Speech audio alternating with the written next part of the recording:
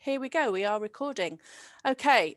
So James, I shall hand over to you and let a few other people come in as they sort of in their little dribs and drabs. If you do have a question that you want to ask James about his presentation, then you can see the little chat button down at the bottom of the screen.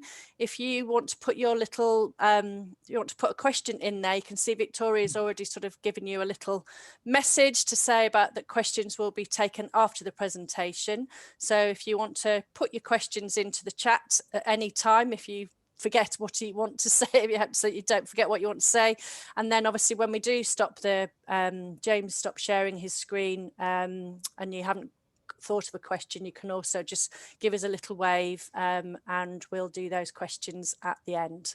So I think that's it. Victoria, have I forgotten anything? No. Okay. All right. Brilliant. So James, I shall hand over to you. Brilliant. Thanks ever so much, Emma. Morning all. Welcome. Like I say, hope everyone's well. Some of you may recognize my face. I've been part of Surrey Wildlife Trust now for going on 11 and a half years, done a few various roles, ranger looking after Barossa, which is the military academy at the back of Sandhurst, the training area there, big block of heathland, Manor Farm in Byfleet, was also part of the grazing team for quite a while, and then for a few years was part of the commercial team. And then about 18 months, maybe getting on 2 years ago, moved across to this projects team. Because there were a few projects that seemed pretty exciting, pretty interesting.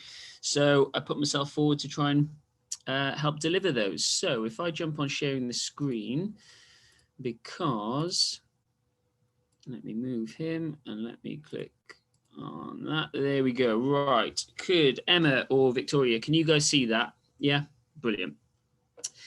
So the reason why you guys have all come onto this coffee morning is because one of the sub-projects within a larger project that I'm working on is to build an artificial sand martin bank at a nature reserve called Spynes Mere over in the east of the county. Obviously, during the talk, I'll get into the details. But it's a pretty exciting and pretty novel project for a number of reasons, and we'll delve into why that is the case as we go along. So, first of all, the project in its entirety is called Naturally Richer. And one of the first sort of novel things, or slightly unique things about this project is how we've acquired the money. So historically, conservation has its sort of usual avenues that it can source funding from agri-environment schemes. There's pots of grant funding out there that we typically tend to go to, things like the lottery, for example. And for this one, we've gone to what's called an LGF, or a local growth fund, called Coastal Capital. So the geographical area that they fund projects within is shown in pink here. And obviously there's an element of Surrey that's caught in the northern section there. And local growth funds normally fund large infrastructure projects that help develop and support growth within the economy. So for the Wildlife Trust to acquire funding from this source of income it's the first time Surrey Wildlife Trust have done it, and it's probably one of the first times that a local growth fund has funded a conservation charity for a biodiversity-based project, essentially. And the reason why it's called Naturally Richer is because we are looking at the natural world as our sort of, if you wanted to put a business or a financial slant on it, our natural assets. And these natural assets can do things for us, which means that they have a value. Now, when I say they do things for us, it could be things like, as it says in bold at the bottom there, increasing resilience to climate change impacts. So if we can have a wetland that can slow the flow down, for example, it creates more wetland, it helps reduce the impacts of flooding, and that has a benefit to the economy because we're not damaging businesses, etc., through flooding that are having a positive impact because of a natural project. It could be things like hedgerow planting that helps break up air pollution in cities and form a green barrier. It might be green walls in cities. It might be improving biodiversity on nature reserves, because that improves the sort of recreational experience of those visiting those areas.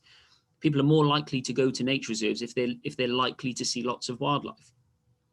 So it's quite important to highlight this, because this is a new way for the Wildlife Trust to obtain a source of funding, and it's probably a pot of money that will be more and more accessible as things like biodiversity net gain, natural capital, and investing in our green infrastructure becomes more prevalent with it feels like every day that goes by at the moment. That's becoming more and more important. So first and foremost, the pot of money we've been able to access is quite new, quite novel, and quite exciting for the future of how we may be able to access funding in the future. Naturally Richer was the umbrella title we gave to the project, and within that there are a number of sub-projects within Naturally Richer. So the one I'll get to at the end of these bits is the San Martin Bank, which is what the talk's about. But it's worth just quickly highlighting some of the other sub-projects that the project has been able to fund. So some of you may know over at Holmthorpe Lagoons, again over in the east of the county, on the sort of Red Hill Merstham area. Holmthorpe Lagoons extracted for sand basically many moons ago. A developer came in and built houses on the watercolour development next door, and then a large block of land that wasn't allowed to be developed had to be handed over for sort of biodiversity and community use, hence why Holmthorpe Lagoons was created. In a lot of these man-made sites, you tend to get invasive plant species can be a bit of a problem, because the disturbance in the ground gives them the opportunity to get going. And goat's rue is one of these real headaches of a plant that can establish really quickly and end up swamping areas. And what you can see on the left here, this was during last year, so during 2020, in the summer, when the COVID situation and the COVID rate was quite low, and we were allowed to go out in groups of 6, distanced and outdoors. I think 5 of us in the end went out. We chose the hottest day of the year, which was silly, really. But and any of you who've pulled goat's rue will know how much of a backbreaking job it is when the weather's mild. But we pulled a load of goat's rue from obviously this field here. So there's the before on the left, and the goat's rue is this purpley lilac colour running all the way through the field. And as you can see, we've taken, I say all of it out. We're bound to have missed the odd plant here or there, but taking it all out where possible from within this field. We also took it out from path edges, and that allows the native flora to stand a chance of getting better established, flowering and seeding, and standing a chance of competing with the goat's rue. So that was a tough day, but a very worthwhile day when you can look back at it and see the before and afters. So it's helped fund one of those sub-projects, being the goat's rue removal at Holmthorpe. Now, another non-native and pretty invasive species that it's funded was removing common carp from Spynes Mere. So Spynes Mere is where the San Martin Bank is going to be built. And when I was visiting the site over the summer months, looking at what the projects could be that we could do there and things, you could see in the surface of the water these rather large bow waves that were being created periodically. And I thought, what on earth? I said, it's got to be a fish, but they're fairly sizable, because these are significant, bow waves that are being created through the water. Spoke to a few locals and a few birders and what have you, and Sibelco, some of the staff there who actually own the site that we lease from them. And they said, oh, yeah, I'm sure there's carp in there. And sure enough, on a warm day, you could see them just milling around the surface, sunbathing on the surface. The problem with common carp is they're not a native species, and they're what's called a benthic feeder. So if you imagine them a bit like an underwater pig, they use these big mouth parts here to sort of snuffle through the silt and sediment at the bottom of a pond. They kind of filter it through their gills. And in that filtration process, they take out any small little invertebrates and tiny aquatic crustaceans that they can eat, basically. And then all the silt and debris just gets kicked back out through their gills. And by doing that, what they're doing is constantly churning up the bottom of the pond and churning up that sediment. And anyone will know, once the sediment settles, the water can clear. But if it's constantly being churned, you have sediment in the water column. Now, the problem with that is the water gets cloudy. And when the light tries to penetrate the water, the light can't penetrate as deep. So that means aquatic vegetation struggles to establish itself. If you don't get the aquatic vegetation, then you get a massive decrease in the amount of aquatic invertebrates that can then feed on that vegetation. If you get less invertebrates, you get less other fish species, bird species, etc., that can then feed on those invertebrates. And basically the whole food chain just collapses because you've taken away the foundations. So I employed a contractor to come out. The one day he came out and surveyed it with by electrofishing, basically, which stuns the fish to give us a bit of an idea of how many fish were in there and what they were. And on that day, we managed to catch, well, this is just a sample. I could have put quite a few pictures up of these carp, but on the electrofishing day, we caught probably about 7 or 8 carp that were about this size. These two chaps are around the 20-pound mark. And any of you that have fished will know that a 20-pound carp is a decent sized carp. They can get to 30, 40 pounds as real specimens, but a 20-pound carp is nothing to be sniffed at. We caught half a dozen of these, and then we actually got involved with some students from Plumpton Agricultural College.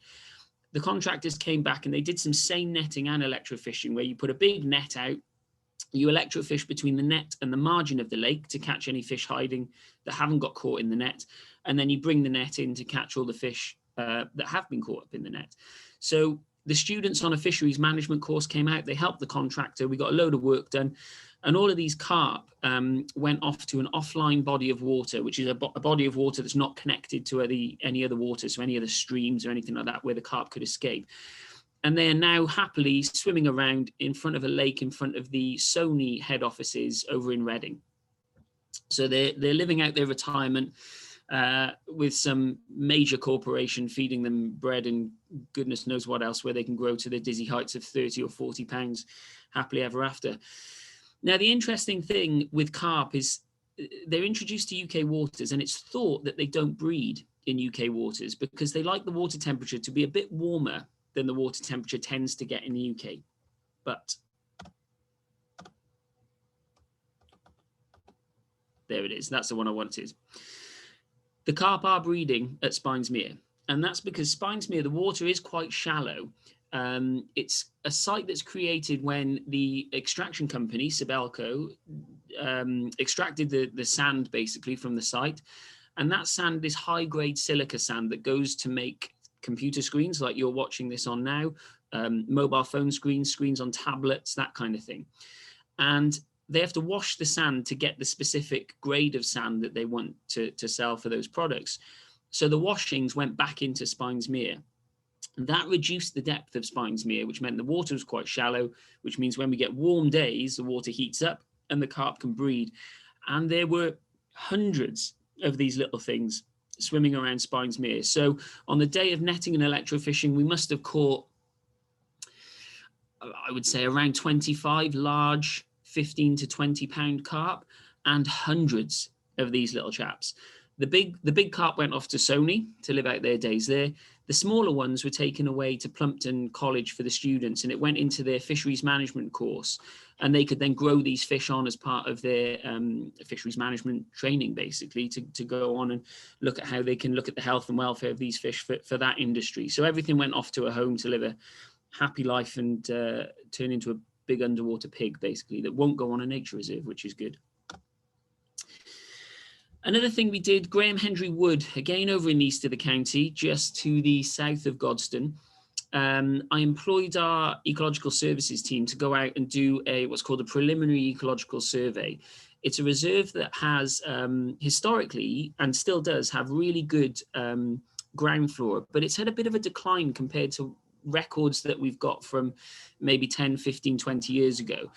And what we wanted to do was establish what was there now, how that compared to historical ground flora, and then I wanted Ecology Services to come up with recommendations as to what we could do there to try and better manage the woodland, to improve the diversity of the woodland flora. Access onto Graham Henry Wood, for any of you who've been there, is tricky. You normally have to park at Tilburstow Hill, walk over the road. It's on a bit of a slope. It's an old quarry site itself, so the site is a bit bizarre in terms of the lay of the land, where it's quite terraced, where it was historically quarried. So I formed a relationship with the neighbouring landowner, and he allowed us access through his farmyard for a week to get some work done in the woodland. And basically what we did was employed a contractor to thin out a lot of sycamore that was growing in the woodland, taking out a species that ecologically isn't great for biodiversity, can become a bit of a thug, and remove that. That's allowed more dappled light to get to the woodland floor, and then Ecology Services are going to go back out. And any of you who are members of Surrey Botanical Society, there may be a trip coming up, COVID permitting, if it's not this year, it'll certainly be in future years, to go out here and have a look at how the ground flora is responding to that increasing levels of light coming into the woodland there. So that'll be a really interesting one to monitor, and then see if we can do some more work moving around the site in future years. So it's helped kickstart projects like that at Graham Hendry Wood that in the past have been quite difficult to get access onto. Now, these pictures don't do justice of the job that's happening at Bay Pond, but this is Dobbs Field. So for those of you that know Bay Pond, it's one of our educational reserves in Godstone Village. About 15-ish years ago, the Trust acquired Dobbs Field, which is just to the north of Bay Pond, running up to the A25. There's a stream that runs down you can't see it now, but the sort of the right-hand side of this field here on the picture on the left. And that stream carries a lot of sediment during high flows. It gets agricultural runoff, pollutants off the road networks and the urban fringe. And all of that ends up going into the pond at Bay Pond and causes the pond to silt up. The pond was last desilted in 1985, so 35 years ago. And in that time, Bay Pond should have a depth of about 2.2 meters as a true depth. At the moment, the depth of Bay Pond is about a meter or just under. So in 35 years, Bay Pond has silted up. Over half its depth has disappeared because of silt. That's impacting on the SSSI and the wet woodland in a negative fashion. So the Trust bought Dobbs Field, excuse me, with a view to build a silt trap in Dobbs Field. The silt trap catches all the silt before it goes into Bay Pond, and Bay Pond gets water that's carrying a massively reduced silt load, which will help improve conditions for the SSSI. That is a whirlwind summary of a fairly complex project. But here what the guys are doing is, before we built the silt trap, which is still ongoing and hopefully going to happen before the end of this financial year, we're in the process of putting in planning permission and things at the moment. I needed to figure out what was going on in the geology of the site. So these guys here are taking core samples from the soil, and as you can see here, we've got the topsoil here, which is your standard looking dark topsoil.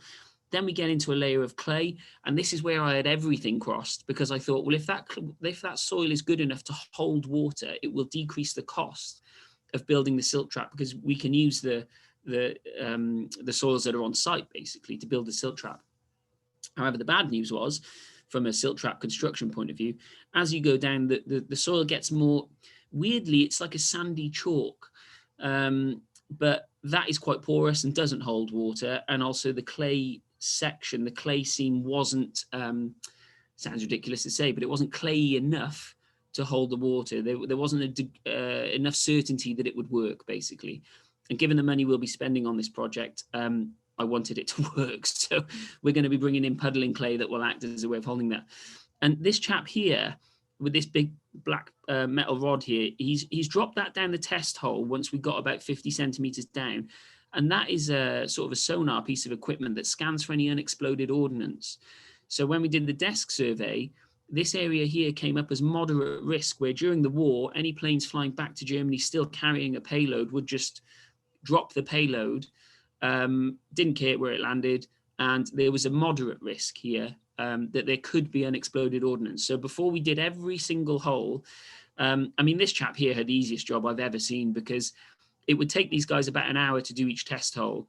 He would literally, before we did the hole, drop that in for about 20 seconds, go, all clear, and then he was done for another hour. So this guy was earning good money for doing not much, but if we did find anything, obviously he would have earned his crust then. But that project is progressing, and like I say, fingers crossed, before the end of this financial year or into the early part of April, perhaps, the silt trap will be constructed at Bay Pond. And we shouldn't detract from the fact that this is a significant project for the Trust that will hopefully get the SSSI going in the right direction. So there's a lot of work to be done on that one, but not much work has happened. So these were about as exciting as I could get in terms of pictures. So apologies for the lack of excitement with these pictures. It's also funded some hedgerow management. So a lot of our hedgerows on some of these sites, this is the moors on the left. So I mentioned earlier the goats route at Holmthorpe Lagoons and the watercolour housing development. The houses in the background here are the watercolour development. You've got Holmthorpe Lagoons between the houses and sort of this strip of reed here. And then this field is part of the moors. There's a 520 metre section of hedge here that got laid, and this is just the start of it. It's by a chap called Paul Matthews, who's a champion hedge layer. and does an unbelievably good job. You can just make out the hedge here. It was very tall, quite leggy. It was quite a dark corridor to walk down, not that inviting. And no one had a view across the moors to look at what wildlife was on the moors. So wanted to lay the hedge, get it in better condition, give it a bit more longevity, make it a bit of a more dense, compact hedge for biodiversity and for wildlife. The moors does get grazed as well, so it acts as a better natural stock barrier for the stock on that side. And if you walk down this cycle network, on the right-hand side of this cycle path here is the Bifur landfill site. So pick which day you're going and which way the wind's blowing, otherwise it's a slightly smelly affair. But the public who use this site regularly, and especially those over on the watercolour development, are absolutely raving about the fact this hedge has been laid now. We've got more light going in there, it's a more inviting place to go. Aesthetically, from a human perspective, it looks quite neat and tidy, which people tend to like. But I know with my conservation and ecology hats on, that hedgerow is now in a better condition for biodiversity as well. Give it more longevity.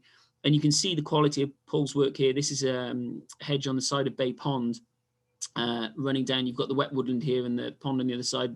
The land off to the left here isn't owned by the trust. And again, just another good example of more hedge laying that he's been doing there to thicken up that hedge, make it better for biodiversity. And finally, the exciting bit, the reason why you're all here, the headline act, the San Martin Bank at Spynes Mere. So this is Spynes Mere.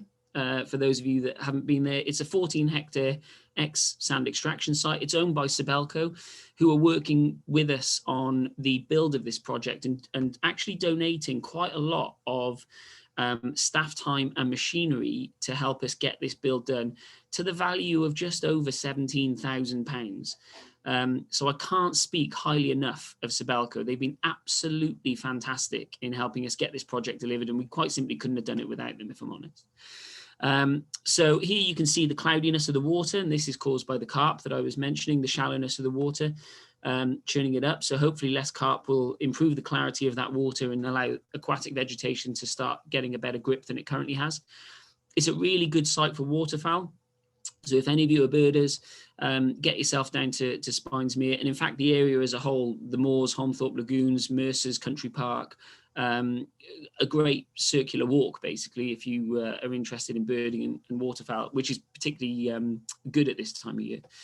And the San Martin Bank is going to be placed just over the back here where this scrub used to exist. That scrub's now gone. But that's where the San Martin Bank will be going. So where is Spynes Mere? On the Wildlife Trust website, you can see these are all the reserves that we manage. And because of the how zoomed out the map is, there's a few sites get aggregated, and as you zoom in, they all spread out. But it's in this suite of 6 sites over here, just off junction 7 of the M25, where it meets the M23. To get to it, you actually have to come off at junction 8. If you get off at junction 7, you'll end up going down to Crawley. So don't do that. It's a bit of a longer trip than is necessary. And if you zoom in a little bit more, there you go, M25, junction 7, M23 running south. And this is Spynes Mere here, owned by Sibelco, leased to the Wildlife Trust. This is Mercer's West, where they're still washing some sand into this body of water here. So that's owned by Sibelco as well. Mercer's Country Park. And this is the moors running down here. And this is Holmthorpe Lagoons there. You've got Merstham just over to the side here and Bletchingley running down south. This site here is Kitchen Copse as well, for those of you that know it. So the extraction company are actually based, they're working in, I want to say this area here, I think, at the moment. That's where Sibelco are based. So that's some of the geography of the area and where we are. So why did we decide that a San Martin Bank was needed at Spynes Mere? San Martins, around about 150,000 nests in the UK on average per year. What does that actually mean? Well, their UK status is green. So as a bird species in the UK, they're doing okay. When you look slightly wider than that on a European level, they're of least concern. So they're doing absolutely fine in Europe. And globally, there's 6 subspecies, and their status globally is of least concern as well. So on the whole, San Martins are doing fine, basically. So why on earth would we go through all this effort to build a San Martin bank when they're doing pretty well? Well, that's on a UK, European and global stage. But what's happening locally? How are sand martins doing in Surrey? And in Surrey, as most of you know, one of the most wooded counties in the UK, woodland typically isn't associated with sand martins. There's a lot of heathland here, again, not a typical sand martin habitat. There's a lot of chalk grassland, again, another habitat not that closely linked to sand martin success. So they like to nest on cliff banks, river banks, where they can burrow a nest into a bankside and then have their young, and then come sort of August, September time, start migrating back to sub-Saharan Africa for the winter. And who can blame them? So in Surrey, because of the lack of suitable nesting sites, they rely almost entirely on man-made areas and man-made banks, basically, to nest. And areas around Holmthorpe and Oxted are really a good, strong concentration for them because of the amount of sand extraction and quarrying that's gone on there historically. One of the largest sand martin banks and nesting sites that I could find was the artificial bank that was built at the London Wetland Centre in Barnes. It holds probably on average around 40 to 50 pairs, but I think on a good year recently they had 88 nests. So they can hold quite a number there, but had it not been for man's intervention, there wouldn't be any birds nesting there. So it reinforces the man-made element of the point previously. And because of the ephemeral nature of where they like to nest, their sites are quite vulnerable. So if you imagine a sand martin nests in a bankside on a river, for example, they nest there, they have their young, they go back to sub-Saharan Africa for the winter. During the winter, we get lots of rainfall. The river has a heavy flow and a strong current that will erode away some of the bankside and potentially remove the nesting habitat for those sand martins the following year. So they have to go and find somewhere else to nest compared to where they nested the previous year. We also have a lot of development in Surrey, so any areas that currently could be suitable for them and are suitable for them in the future might change as a result of development or infrastructure or changing land use. So the current sites are potentially under a bit of threat. So we wanted to give them something that gave them a degree of stability long term for them to nest in the UK and in Surrey. And looking at data from the Surrey Bird Atlas, this is a map of the county. Where's my mouse gone? There he is. We've got Hampshire over and Berkshire over to the west there, Sussex down to the south, Kent to the east, and London to the north. The larger the green dot, the more certainty we have that sand martins were breeding in that location. So if it's a small green dot about this size, sand martins were present, but we have no idea whether they were breeding or not. If it's a medium green dot, which I think are these ones, it's hard to tell, they were probably breeding. And if it's a big, large green dot like these ones, it was confirmed breeding. So the larger the green dot, the more certainty we had that they were breeding. On the left, you've got a period of 1988 to 1997, so a 9-10 year period there. And here you have a 2008 to 2012 4-year period here. So if we look at this population down in the southwest of the county on the Hampshire border, you can see that 88 to 97, there's quite a few dots in general, but 4 large green dots where they were confirmed breeding. You jump to 2012, there's 1, 2, 3, 4, 5, 6 large green dots and a very similar number of dots in general. So on the whole, you'd probably say that population in the southwest is going in the right direction. If we move up to the London area or the London border now, 88 to 97, probably half a dozen or so green dots here, no large ones. We jump forward to 28 to 2012, 4 large ones and probably a slight increase by 1 or 2 in the number of dots. So again, that London border population is doing quite well. But we look at this red circle here, which is the sort of the Holmthorpe Lagoon, Spynes Mere area that we're looking at building the artificial bank. 88 to 97, 4, 5, 6, 7 or 8 large green dots, and probably a dozen or so dots in general. You've probably got just under a dozen or so dots here, and there's none of the large ones. They're those medium and small ones. So there's probably a population decrease here. And some of that, there's my phone talking to me, sorry about that.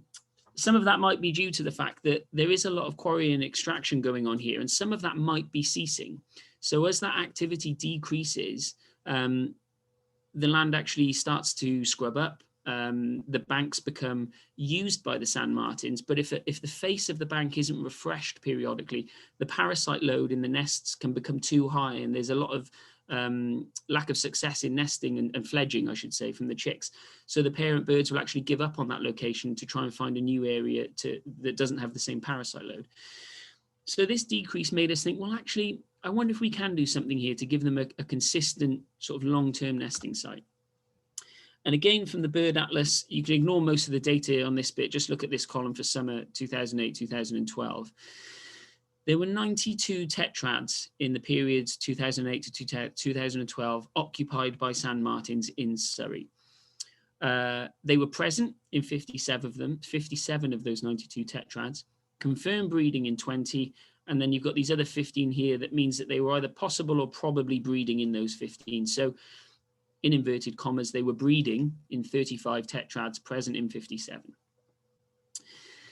So if you think that they were probably breeding in some of those, but we can't confirm it, but they probably weren't breeding in some of them, we were getting somewhere in the region of 20 to 35 tetrads in Surrey where sand martins were breeding, which isn't that much. And especially when you look at those previous maps and you realize it's congregated in essentially this north section here, over in the east and over in the southwest. So why did we decide we needed a sand martin bank? Whoops-a-daisy. At Spynes Mere. They used to nest here when the site stopped being used as a washings area. They did nest in some of the cliff faces there, but those natural cliff faces, and again I say natural because it's a great big hole in the ground that's dug as a result of quarrying, so it's not natural, but it wasn't an artificial bank that was built. They last nested there mid to late 90s in this cliff face. Then that cliff face wasn't touched, it wasn't freshened up, the parasite load got high, scrub starts to encroach on it, and it doesn't become suitable anymore for the birds. So they haven't nested there, sorry, for 20 to 25-ish years. If we were to build a bank, an artificial bank in Spynes Mere, one of the headaches that the extraction company has is when they plan where they're going to take sand from. If sand martins turn up in mid-March and decide that they want to nest on a face that the extraction company want to extract, the extraction company can't touch that face. The sand martins take priority, and rightly so. They've flown all the way from sub-Saharan Africa after all. The guys deserve a bit of a break. But that can cause a bit of a headache for the extraction company because they have to work around and adjust their plans last minute to try and find a backup area. So if we can encourage the sand martins to nest on the nature reserve and not nest in the quarry, that allows the extraction company to carry on doing the work that they want to do. And it means that we get a really sustainable, long-term, secure home for the sand martins on the nature reserve. So that's a bit of a win-win for everyone. We can also use the materials, there's stuff appearing on my screen, there we go, why is that there? We can also use materials on site. So because the sand was extracted from Spynes Mere, we can use sand that's currently within Spynes Mere and use completely natural materials to make the artificial bank, which means we're not having to import materials. There's nothing coming in that might have a chemical content to it or anything like that. So it's quite a neat fit in that regard. And by building the bank out of natural materials, we're providing secondary benefits to other species. So we're building the bank for sand martins. That's the primary focus. But we could get kingfishers nesting in it in places, or at least maybe a kingfisher. And we'll also get these little chaps, solitary bees and wasps and mining bees, using other little niches and gaps within the bank to create their little homes and their nesting sites as well. So we'll get a lot of secondary benefits from that. We will also take some sand from the old face where they used to nest in the mid to late 1990s. So as well as creating an artificial bank for them long term, we will freshen up the old face for them where they could potentially nest as well. So we'll kind of get 2 nesting sites for the price of 1. So what does an artificial nesting site look like? I personally am not a massive fan of these things. They're great in terms of their success. They do work in a lot of places. And hey, at the end of the day, if they get sand martins nesting in them, that's ultimately all that matters. But for me, I wanted something that looked a bit more natural. And these things don't have the secondary benefits. There's no soft sediment here for invertebrates and bees and wasps to burrow into that there will be on our bank. So I wanted to have a slightly wider opportunity for biodiversity to use the artificial bank. But in the right place and for the right situation, they're pretty quick and easy to put up. And I can tell you now, these are a damn sight easier to build than the things we're going to be building. They have their place, but I didn't want something that looked that obvious, let's say. Spynes Mere also has a degree of interest from a younger demographic, let's put it that way. So I didn't want to put stuff that like this up and have it vandalized or graffitied or burnt or damaged in that regard. So a natural bank, I think, will probably be able to take the hit a bit better if they're interested in it at all. You can get artificial banks that look like this, an all singing, all dancing solar panel with a big metal door on it, and you can go inside and there's boxes at the back of these tubes where you can ring the chicks, and then you can monitor the migration patterns and things like that. Again, really, really interesting, and has its place, but I wanted something a bit more natural at Spynes Mere. And then you can get stuff like this, which looks like something out of War of the Worlds or something along those lines. It's on these stilts to reduce predation for the sand martins. And you can see it's a bit of a blurred photo, but there's quite a few birds here flying around and using these nest holes. So wherever this is, they've had success. And again, it has its place, but I wanted something that was aesthetically a bit more natural and in keeping with the site. So what have we gone with and how did I go about doing it? Well, I won't beat around the bush. I nicked the idea off the RSPB, basically. So the chap on the left here is a guy called Mike Copplestone, who works for the RSPB. And the chap on the right here is a guy called Jamie Wardley, who is a sand sculptor and is the contractor that I've employed to do the build here. This was a bank that Jamie built for the RSPB up at a site called Langford Lowfields in the north of England, I think around the Sheffield, South Yorkshire area. And it was on a Lafarge aggregate site that the RSPB were managing. So a very similar picture to what we've got at Spynes Mere with the Wildlife Trust and Sibelco. And what they built here was they got 130 tons of sand from Lafarge. The face of the bank was 7 meters wide. And they constructed it by building a frame. You pack the sand in behind it. You top a bit more sand up. You pack the sand in. Basically, you keep compacting the sand. You leave it for 3 weeks to let it cure or set. Then you take the frame away. Excuse me. You seed the top, and you have a natural sand bank that the sand martins can burrow in wherever they want to burrow. And it was really successful. They had 150 nests 1 year after construction, and then over 200 nests every year after that. And it was only a 7 meter wide bank. It's about 1.8, 2 meters high at the face. But I wanted to, in my competitive streak, I guess, go a bit bigger and a bit better than the RSPB. Why not, eh? Why not? So I wanted something that was longer than this, had more sand than this, and ultimately could hold more sand martins than this. So we're going to be building one that's 20 meters wide, or 19.2, so 19 meters wide, let's say. And it's going to have around 300 to 400 tons of sand going into it. So given that they had 150 to 200 nests in a 7 meter wide area, given we're going 3 times the length, we could have 3 times the nests. So we could have 450 to 600 nests in our bank, which would be an unbelievable amount. To give you an idea, like I said earlier, the bank at Barnes is probably one of the biggest colonies in Surrey, and its record, that's held about 88 nests. So if we do get even 200 or 300, this will easily be one of the biggest sand martin banks, if not the biggest sand martin bank and colony in Surrey. Now, one of the problems with the RSPB design that I could see was in that it had a lifespan that was a bit too short for my liking. So you can see here, Mike is measuring the depth of one of the tunnels that the sand martins have burrowed, and they'll burrow around about anywhere between 50 and 90 centimeters into the bank. They can shave out, they can dig out about 8 to 10 centimeters a day. So they're pretty active little things. And like I say, to reduce the parasite burden, what the guys at the RSPB did was you shave off around about 1 meter each year of the face of the bank. And that reduces the parasite burden. And that means that the sand martins have a fresh face to nest in the next year, which means the chicks have a better chance of survival. So any of you volunteers who might be watching this, have your Weetabix, because if you want to get involved in this, when we refresh the face, there'll be a few spades and wheelbarrows involved to move a fair tonnage of sand. I might get a mini digger, don't worry. But if you fancy saving on a gym membership, then by all means, get the wheelbarrow and the spade on the go. Now that meant the bank was only 5 meters deep. So if they're shaving off about 1 meter every year, sometimes it's a bit less, sometimes it's a bit more, their bank only had a lifespan of around 4 to 7 years. So that bank no longer exists. And I didn't want to do all this effort and do all this work for something that only had a lifespan of, 5, 6 years. So we've come up with a slightly tweaked design in that we will be shaving 1 meter of the bank face off each year. we'll then be saving that sand on either side of the bank. And after every sort of circa 5 years, we'll be putting the frame back up, putting the sand back in, packing it back in, and rebuilding the bank so that we can go again. Basically, every 5 years, the thing goes back to square one, where it will be in a matter of a few weeks. Now, that means we can constantly have sand martins nesting on this site. And because it's an old sand extraction site, we're not short of sand at all. So if we need to top it up, if we lose a few tons in the rebuild in 5 years' time, we can just extract it from somewhere else on the site and top it up.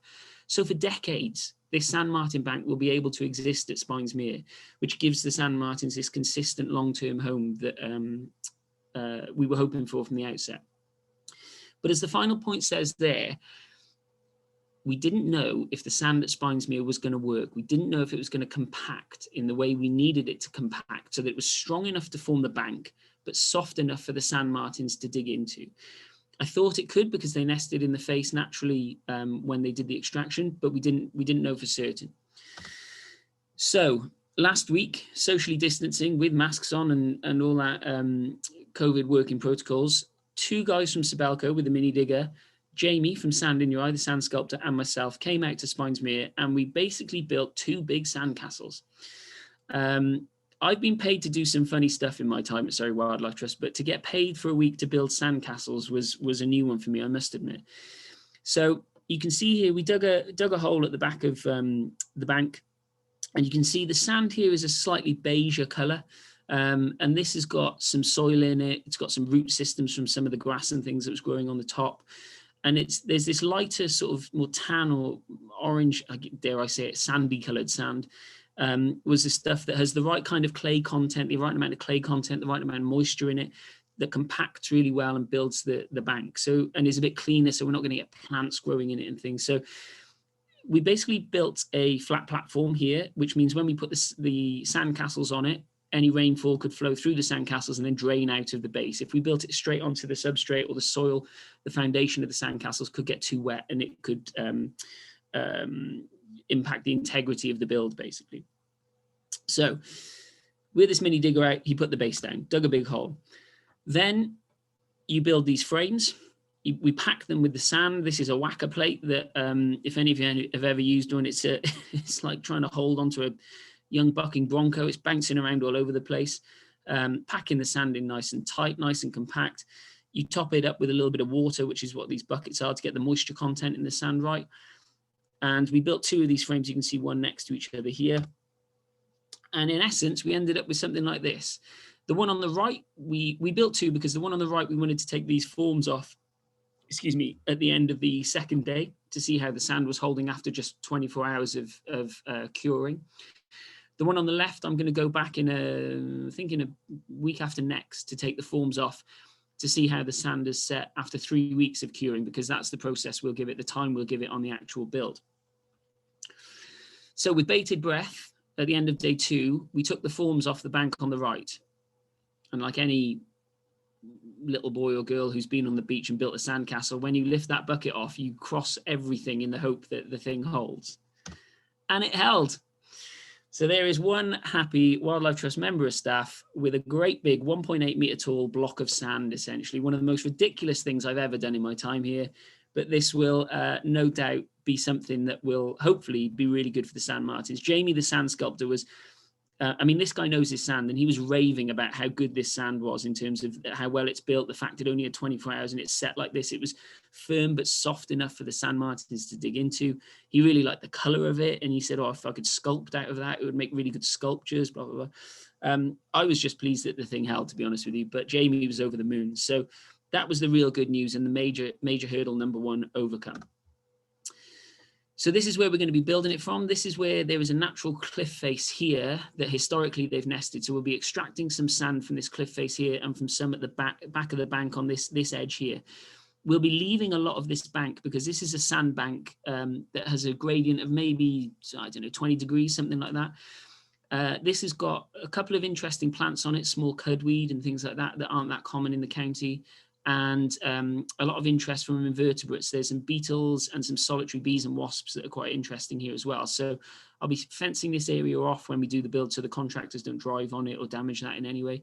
and we'll get the bulk of the sand from here where we build the actual sand martin bank, and here where we shave the face. So they'll just track across the front only here. I'll create a little track for them to drive.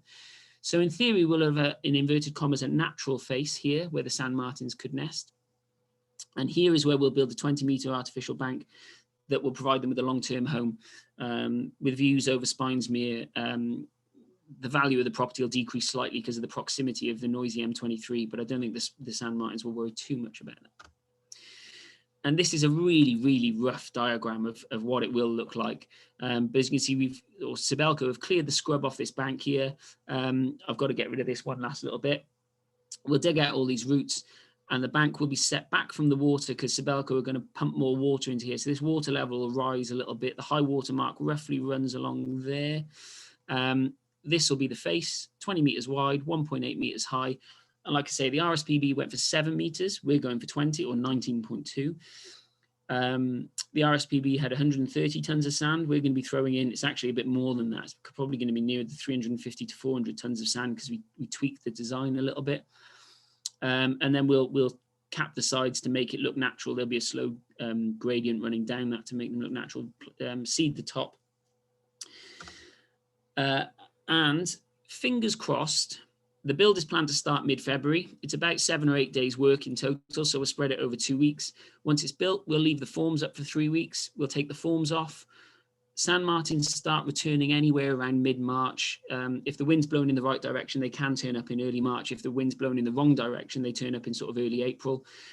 So mid-March, the sand martins will be returning from sub-Saharan Africa, which means that we finish the build mid-Feb or back end of Feb, the forms come off, and the site's ready to take them mid/end of March. So fingers crossed, this could be the biggest sand martin colony in Surrey, and it'll be the first time in around 25 years that sand martins have returned to Spynes Mere and have a long-term home. So that's hopefully given you a bit of a flavour and a snapshot into what's I think a really exciting project in terms of how it's been funded, what we're doing, the long-term sustainability that we're giving it, the secondary benefits it has to other biodiversity, and working really well, really closely with Sibelco, the extraction company, who I guess typically have a bit of a bad press in terms of they dig big holes in the ground and they're not seen as that environmentally good. And yes, they have their issues. There's no two ways about it. But they are going over and above to help us with this as well. And I know there's something in it for them, which is obvious, but hopefully it's a real win-win for everyone, but most importantly, these little guys here. So thanks ever so much, guys, for listening. Obviously, I'll take any questions. And yeah, if you want to get involved, by all means, drop me a message. That's amazing, Jay. Oh, I've got my microphone trapped around my ear. Wow. James, I've learned so much. For one, I never knew that those carp could be so big. That was my first shock. I was thinking, my goodness me. But yeah, amazing. Thank you very, very much, James. I'm sure we've all learned an awful lot about the project and perhaps realised just how ambitious you are. And yay, wow. Fingers crossed it all goes to plan. So I think the manager says too ambitious sometimes, but you know, hey. Hey, well, I know, you know, aim for the stars, and you know, I'm sure there's a phrase about that. What you get in return. So, we have had a few questions that have popped into the chat. So I'm going to pass you over to Victoria, who's going to go through the questions for you, James, if that's all right. And then if anybody else does have any questions, if you want to put your videos back on, by all means do, but I am still recording at this point, or put a little message in the chat, and I will monitor that. So over to you, Victoria. Thank you very much. We've got some great questions here. So the first one is from Jill, and I think that popped up when James was talking about Spynes Mere, and she said, tried to walk there this week but no access. Where do you park currently to walk? It's a good question. Yeah, it isn't hugely obvious. So you can pull off to, the roadside on the Bletchingley Road opposite a care home, and I forget the name of the care home. There's the entrance to the care home, and on the opposite side of the road you can pull in there. And then if you were to walk towards Merstham, there's a little left turn you can take down a bridleway there, so you can go that way. The other one, when the world, before we had the pandemic, was you can park at Mercer's Country Park and walk in that way. That's the best way to do it, and walk across the field and off to Spynes Mere that way as well. So if you don't want to take on the roadside, which I wouldn't really recommend, wait till Mercer's Country Park opens up, and you can park up there and walk past the country park and off that way. That's the best way to do it. Okay, thank you, James. The next question is from Ian. Do sand martins take honeybees? Oh, that is a good question, Ian. And the honest answer from myself is I don't know. Obviously, they feed on invertebrates, and they do most of their feeding over water. So most of the time, they'll be taking insects that are associated with that, aquatic or marginal habitat. So midges and that kind of thing. I'm just trying to think whether a honeybee would be too big for them. I mean, I don't, the honest answer is I don't know. I wouldn't put it past them. But they do feed on invertebrates, but most of the time it tends to be smaller invertebrates, I think, than honeybees. So possibly is the answer, but my honest answer is I don't know. I'll look into that one.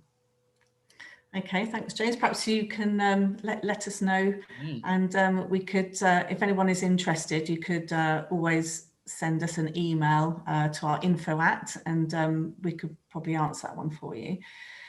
I have a message from Keith. As a nesting site, does the bank need to be shaded or face the sun?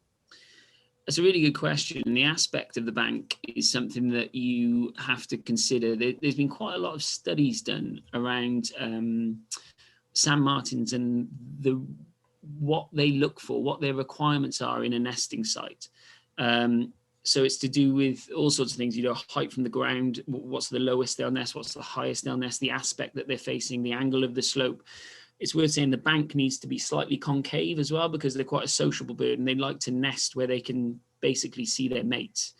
I guess it's that safety and numbers thing. They're at risk of predation from a whole host of things, the main one being things like peregrines and stuff. So if there's 600 of you nesting, the chances of you getting clobbered by a peregrine are less than if there's 60 of you. So it's a selfish thing, but the more of you, the better, basically. And one of the things that I looked at was to do with the aspect that the bank needs to face. Most sand martin banks, or most of the more successful ones with higher colony numbers, face either south, southwest, or west. And where we'll be putting our bank will be west facing. The one where they have nested historically was on the north, but they will nest. There are records of them nesting on any aspect. It's just the ones that are more successful tend to be facing south or west or southwest. So we're fitting both of ours in that. One's south facing, one's west facing, but they will go. Sometimes they're driven by the fact of where the site is available rather than which way it's facing. If the substrate is good enough to dig into and it's east facing and there's nothing south or southwest, then obviously they'll go for the east facing one. Thank you. The next question is from Rebecca. How long does it take for the parasites to clear from the sand? Again, another very good question. The sand that we'll be taking off the front will obviously have 4 years before we reuse it. So I would have thought that section will be clean, but obviously the last section we take off the face in, let's call it year 4, will be the first sand that goes back into the bottom of the bank. And the sand martins like to nest sort of 80 centimeters, something like that, up from the base of the bank, if not a meter. So the sand that was on the face will be going at the base of the bank where the sand martins won't be nesting. So that will mean that any parasites in there from the most recent bit will be in a bit that the sand martins in theory aren't touching. Whether those parasites work their way up to the lowest nests, I don't know. And like I say, we can always get a fresh top up of sand from somewhere else on the site. So we'll be monitoring it. And if it does become an issue over time, then we'll come up with another plan. But I don't think from the stuff I've seen before that there's been a huge, they will nest in burrows that they used the previous year. They like to have a bit of an excavate out and freshen it up. But by doing it the way we're doing it, we're basically massively decreasing the parasite load. It will always be there to an extent, but the birds are kind of used to that. And any of you who've ever ringed a hirundine or something like a sand martin or a house martin will know that as soon as you get that bird in the hand, you can see the mites and the parasites that start to sort of crawl all over your hand pretty quickly. They do carry quite a burden in that regard. So we're just doing a bit to help, really. How long do they hang around? I don't know. I doubt it's 5 years, but they might hang around from 1 year to the next. I don't know. Thank you, James. I have another question from Keith. Will we be pinching someone else's birds, and what predators will turn up? Well, as far as Sibelco are concerned, they're more than happy for us to take the birds out of the quarry and have them nesting at the nature reserve. And I think the birds would probably agree with that as well. Will we be pinching someone else's birds? I don't think so. There might be a bit of, say, displacement in that they might want to move from, the current extraction site through to the nature reserve. But the amount of area that we'll be creating for them to nest in, that 20-meter long bank, will mean that what we'll probably actually do is, they will take hits. If there's drought conditions in sub-Saharan Africa, that can affect population numbers. Obviously, some birds don't make the migration each year. But what we probably will be doing is increasing the population within Surrey, because we're just providing more nesting habitat than they've had before, basically. So hopefully we'll be helping to boost populations, even though they're all already doing quite well. And what predators will turn up? This is a really interesting one. So you've got your obvious stuff, if a fox can grab one or something like that. If one bird decides to nest a bit too low down and a fox can get in there and dig out the hole, although it's got to dig potentially 50, 60, 70 centimeters into the bank for a couple of chicks, it would do it. You obviously get birds of prey, so peregrines, sparrowhawks, that kind of thing. They'll be taking them. But interestingly, some of the research I did, there's a chap up in Scotland that's done loads of research on artificial nest banks.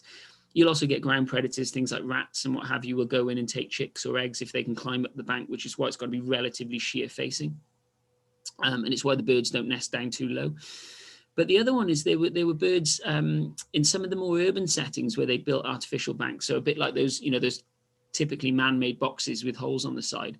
They had problems with things like house sparrows actually going in there, and they had video footage of them pulling out chicks and then wanting to use the nest burrows themselves. So there were some, bird species that you wouldn't classically put down as they weren't predating them, but they wanted the nest site for themselves. So they were impacting their breeding success. So it's going to be a really interesting one to monitor.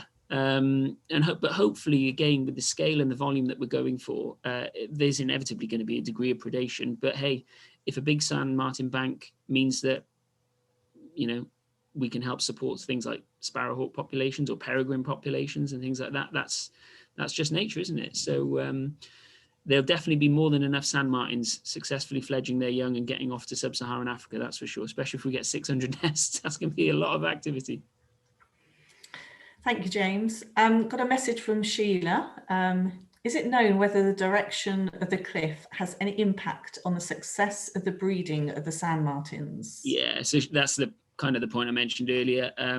South, southwest or west is the more successful aspect, but they have successfully nested at any aspect, really. So they do have a preference on that south to southwest and westerly, but anything has worked. They're just the more successful directions, which are the ones we're going for. I have a question from both Stephen and Felicia, who have asked a similar question. Basically, based on the number of nests, are we confident there is going to be enough food for the sand martins? Yeah, as someone who is a walking buffet for midges during the summer months, having been there over the evenings, there's quite a lot of insect life there, although I appreciate they will be taking a lot as well. The amount of bodies of water that are over there, because the sand martins, if they nest at Spynes Mere, they won't just feed bang in front of the nest and just over Spynes Mere. They'll go across to Mercer's West. They'll feed over agricultural fields or meadows. They'll even grab stuff as they move between sites over woodlands and things. They can go across to Mercer's Country Park. They can even go across to Holmthorpe Lagoons and the moors and the wet meadows there. So, yeah, I am very, very confident that there's going to be more than enough food, even if the bank is full, as it were, for them to feed on.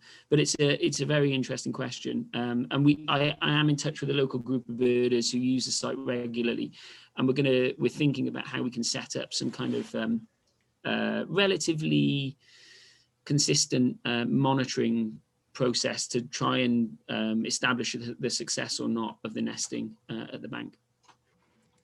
Okay, thank you. We have a question from Bill. Will the RSPB construct a bird hide so RSPB members can watch the martins? So if that's to do with the site back up north, the short answer is I don't know. I don't think the bank is up there anymore. They built it in 2011 and it had about a 5-year lifespan. So I think that bank up in Langford Lowfields is no longer there.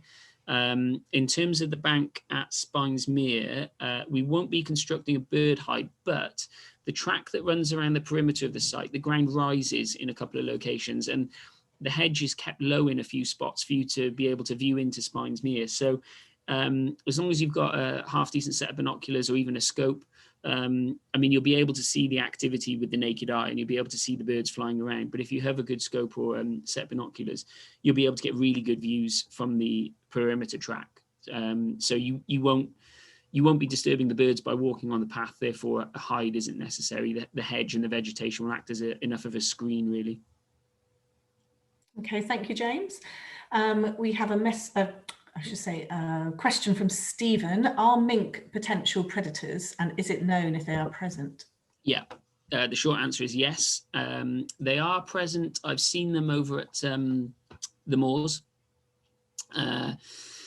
And there is a stream that connects up Spynes Mere, Mercer's West, Mercer's Country Park, and Holmthorpe Lagoons and the moors. So given that I've seen them on the moors, I haven't seen one at Spynes Mere, but there's absolutely no reason why they wouldn't be there.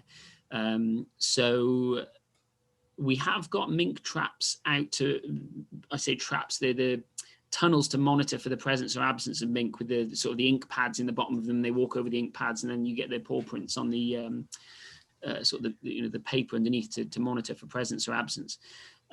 So one of the things I'm in conversations with a colleague of mine, Lucy Bryce, who a few of you may know, with regards to monitoring programs for the area long term, is to reinstate that mink monitoring program so that we can actually monitor to see how prevalent the mink are, where they are, and potentially even look to see if we get footprints for things like otters and stuff like that there. Because although you're setting it up for mink, you will pick up anything that walks across the pad. So mink are there. Yes, they are a potential predator, but the sand martins know, they've got this innate genetic wiring that says to them, don't nest too low. Because of foxes and what have you, rodents and things. So they will know how high or how low they can go to put their nest before they decide that they're getting into the sort of the danger zone, I guess. Thank you, James. Got a lovely message from Ian to say he's seen quite a few sand martins last summer along the edge of Glebe Quarry, which is close to Spynes Mere. Lovely Joyce birds. I love them. Yeah, they are really nice. When you get clouds of them feeding over a body of water, it's a bit like a starling murmuration, but a bit more frantic. They're stunning little things and a great little call. I've got one from Keith. Would like to know, is it just one brood a year? Oh, yeah, I think so. They can have anywhere between, on the nest recording, anywhere between sort of 3 and 9 eggs, I think. But the norm is somewhere between 4 and 6 eggs as a sort of a consistent average. So if they have 5 or 6 eggs, if they can get away 3 or 4 of those successfully, and we get 600 of them, there'll be a lot of youngsters coming back next year looking for accommodation. So yeah, just the one brood. Okay, and the final question here is from Felicia. You showed a picture of an artificial site with a viewing ringing access. What is the internal structure there? So you basically have, how can I do this? So if the sand martins fly in from here, that's the front of the bank. You have the top of the building here. So you then have an internal block, which is where the sand martins nest. And there's man-made tubes that run through the back here. And then it replicates what they do naturally. So the sand martins basically make a little hole at the front. Then they have a long, narrow tube that has a slight incline to allow water to sort of drain out if you get heavy rains. And then at the end of the sort of the hallway, if you want to call it that, the corridor, they have a little circular chamber that they excavate. And that's where they nest, in a sort of a little chamber there. So in those man-made structures, you have the hole at the front, you have a tube on an ever so slight incline, not because rain will get in, because it's man-made, so you stop that, but it just feels more natural for the birds and encourages nesting. And then at the end, you have a little box which replicates the chamber, and the birds will bring in, you know, feathers and vegetation and stuff like that to create a warm, soft nest in theory for them. It's not a nest like we would think of a robin or, you know, a blue tit's nest. It's more vegetated floor, I guess. And then the box at the end, at the back of this box, there's a little clasp normally, or a hinge, and you can just open up the back of the box. You can pull the chicks out, ring them, and put them back in the box. And the boxes are all numbered. So inside, where you've got the front of the bank here, this is where the boxes end. So this gap here is just a corridor, essentially, with a roof over it, that the birders and the bird ringers can go in, ring the chicks, and then put them back in the nest. It takes a matter of moments. They take wing measurements, take the weight, etc., and that can then inform how well those chicks are doing by looking at the weight and things like that, looking at how old they are. Then they go back in the box. The parents carry on feeding them, and a few weeks later, they make the trip down to sub-Saharan Africa. That's lovely. Thank you very much, James. I think that is all of the questions. Oh no, I know Felicia has just said she might have to build one on her balcony. You need a pretty sturdy balcony for a 20-meter long, 400-ton sand mine. But I think that's it, unless anyone else has anything they want to ask in person. I'll hand over to Emma.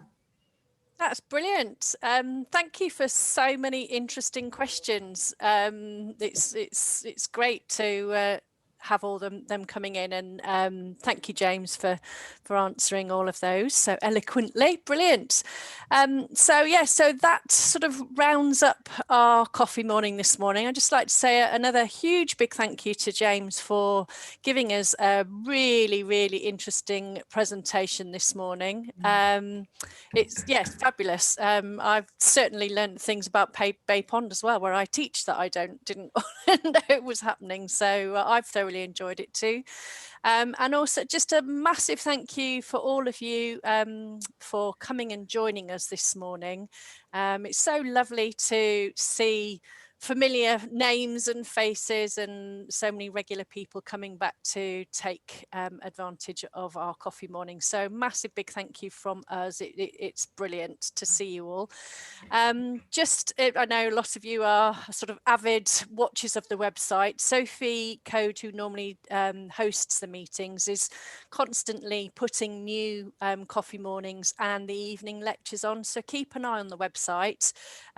We have got Katie Fielding is doing a Heavenly Hedgerows lecture tomorrow evening, if those of you are interested in finding a little bit more out. James referred to the importance of the hedgerows and the biodiversity that they create.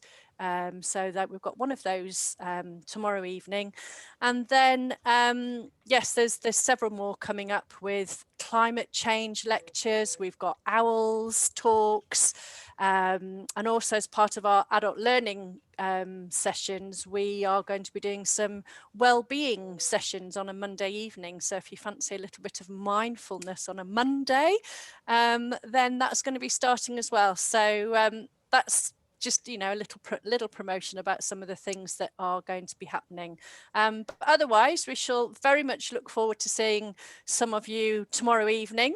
It will be myself and Sue tomorrow, and then and other events as well. So thank you very much, James.